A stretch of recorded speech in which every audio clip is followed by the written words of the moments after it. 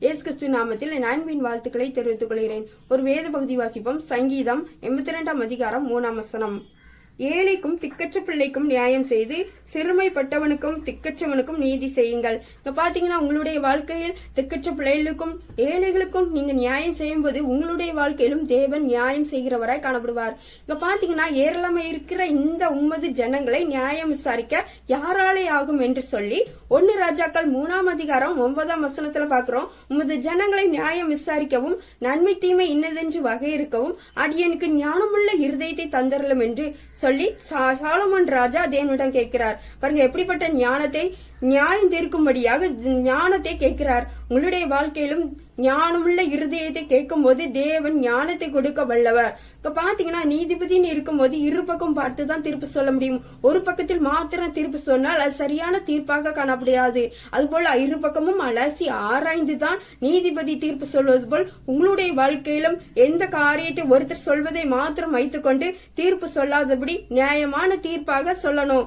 இங்க பாத்தீங்கன்னா நிதானத்தோடு தீர்ப்பு சொல்லுகிறவர்கள் நியாயம் செய்கிறவர்களாய் காணப்படுறாங்க.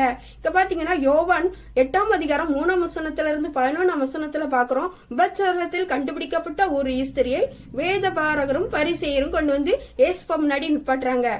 இப்படிப்பட்டவளை கல்லெறிந்து கொள்ளணும்னு சொல்லி மோசே பிரமாணத்தில் எழுதி இருக்கிறதே சொல்லி ஏசுப்பா முன்னாடி சொல்லும் போது ஏசுப்பா மணல் மீது கையினாலே எழுதி கொண்டு இருக்கிறாங்க.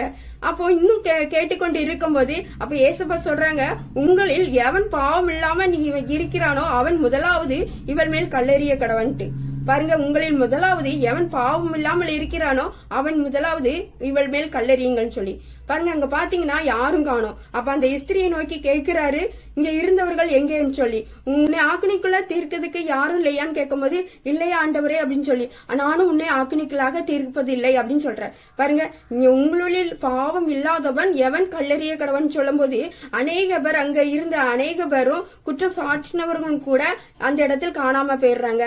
இப்படிதான் நம்முடைய வாழ்க்கையில் ஒரு பக்கம் நியாயத்தை பார்த்து ஒரு பக்கம் மாத்திரம் பார்த்து விட்டு நம்ம செயல்படாதபடி 2 பக்கம் பார்த்து விட்டு நியாயம் செய்கிறவர்களாய் காணப்படணும். இப்ப பாத்தீங்கன்னா நீதிமொழிகள் 22 அதிகாரம் 8 வசனத்துல அநியாயத்தை விதைக்கிறவன் வருத்தத்தை அறுப்பான். பாருங்க, அநியாயத்தை விதைக்கிறவன் வருத்தத்தை தான் அறுக்க முடியும். உங்களுடைய வாழ்க்கையிலும் நியாயமான காரியங்களில் சிந்திச்சு எது நியாயம், எது நன்மையான காரியங்கள், எது தீமையான காரியங்கள் என்று யோசித்து உங்களுடைய வாழ்க்கையில் நியாயத்தை மாத்திரம் செய்கிறவராய் காணப்படணும். வேதத்தில் பாக்கிறோம். ஏசாயா 1 அதிகாரம் 17 வசனத்துல நியாயத்தை தேடுங்கள், ஒடுக்கப்பட்டவனை ஆதரித்து திக்கற்ற பிள்ளையின் நியாயத்தையும் விதவையின் வழக்கையும் விசாரியுங்கள். பாருங்க, அவங்களுடைய வழக்கையும் நியாயமான காரியங்களை நம்ம விசாரிக்கும் போது உங்களுடைய வாழ்க்கையும் தேவன் நியாயத்தை விசாரிக்கிறவராய் கடந்து வருவார். எது நியாயம் நன்மை என்று விசாரித்து தீமையான காரியங்களை விட்டுவிட்டு அநியாயமான காரியத்தையும் விட்டுவிட்டு நியாயமான காரியங்களை தீர்ப்பு செய்கிறவர்களாய் காணப்படணும். இப்ப பாத்தீங்கன்னா 1 ராஜாக்கள் 3 அதிகாரம் 16 வசனத்துல இருந்து 28 வசனத்துல இருந்து பாக்குறோம். வேசியான 2 ஸ்திரீகள் சாலமோன் ராஜா முன்னாடி வந்தாங்க. அப்ப சாலமோன் ராஜா முன்னாடி வந்திருக்கும் போது அந்த ஸ்திரீகள் என்ன சொல்றாங்கன்னா 2 குழந்தைகளை வச்சிருக்காங்க. அப்ப 2 குழந்தைகளும் அந்த ஸ்திரீகள் ஒரே வீட்டிலே இருக்கிறார்கள். ஒரே வீட்டில இருக்கிற போது ஒரு ராத்திரி என்ன ஆகிருது, ஒருத்தி படுத்து மேலே பரண்டு படுக்கிறதுனால அந்த அவளுடைய குழந்தை செத்து போகிறது. செத்து போன உடனே தன்னுடைய செத்து போன குழந்தையை எடுத்து இன்னொரு பக்கத்திலும் போட்டுவிட்டு அந்த ஸ்திரீனுடைய குழந்தையை தன் பக்கத்துல போட்டு விட்டாள் என்று சொல்லி சாலமோன் ராஜாட்ட புகார் கொடுக்கறாங்க. அப்ப புகார் கொடுக்கும் போது இல்ல இன்னொருத்தி சொல்றா, இல்ல செத்தது உன் குழந்தை, உயிரோடு இருக்குது என் குழந்தைன்னு சொல்லி. அப்ப இன்னொருத்தி சொல்றா, இல்ல உயிரோடு இருக்கிறது என் குழந்தை, செத்தது உன் குழந்தைன்னு சொல்லி. அப்ப சாலமோன் ராஜா எப்படி நியாயத்தை தீர்க்கிறார்?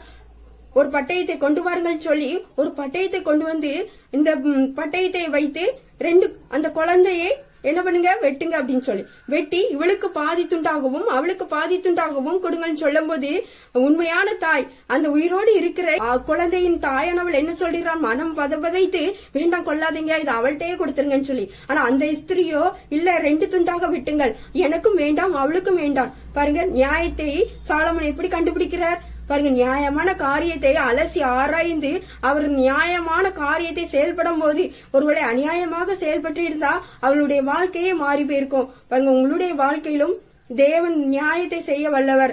ராஜதீர்த்த இந்த நியாயத்தை இஸ்ரவேல் எல்லோரும் கேள்விப்பட்டு நியாயம் விசாரிக்கிறதுக்கு தேவன் நிறைய ஞானம் சொல்றாங்க. பாருங்க, உங்களுடைய வாழ்க்கையிலும் சரியான நியாயத்தை செய்யணும். உங்களுடைய வாழ்க்கையில் நியாயத்தை செய்யும் போது தேவன் கடந்து வருவார். உங்களுடைய வாழ்க்கையிலும் எது நியாயம் இல்லாமல் அநீதியான காரியத்தில் செயல்பட்டு கொண்டு இருக்கிறதோ அது இனி தேவன் நியாயத்தை செய்ய வல்லவர். அது மாத்திரமல்ல, நியாயத்தை வெளிக்காட்ட வல்லவர். நியாயம் இல்லாமல் அநியாயமாய் காணப்பட்டு இருக்கலாம். உங்களுடைய வாழ்க்கையில் எப்படி உயிர் உள்ள குழந்தை உண்மையான தாய்க்கு சேர்ந்ததோ அதுபோல் உங்களுடைய வாழ்க்கையிலும் உண்மையான காரியங்கள், உங்களுக்குரியதாக நியாயமான காரியங்கள் தேவன் வெளிப்படுத்துவார். அது மாத்திரமல்ல, உங்களுடைய வாழ்க்கையில் வியக்கத்தக்க விசாரணைகள் கடந்து வருவார். அந்நியாயத்தை தேவன் உங்களுக்கு நிலைநாட்டுவார். நீங்கள் ஆச்சரியப்படுற விதத்துல தேவன் விசாரிக்கிறவராய் உங்களுக்கு கடந்து வந்து உங்களுடைய நியாயத்தை நிலைநாட்டி அதை செயல்படுத்த வல்லவர். நீங்க சீக்கிரத்தில் இதை எதிர்பாருங்க. உங்களுடைய வாழ்க்கையில் நியாயத்தை விசாரித்து அதை அந்த காரியங்களை உங்களுடைய கையில் ஒப்பு கொடுக்கிறவராய் செயல்படுவார்.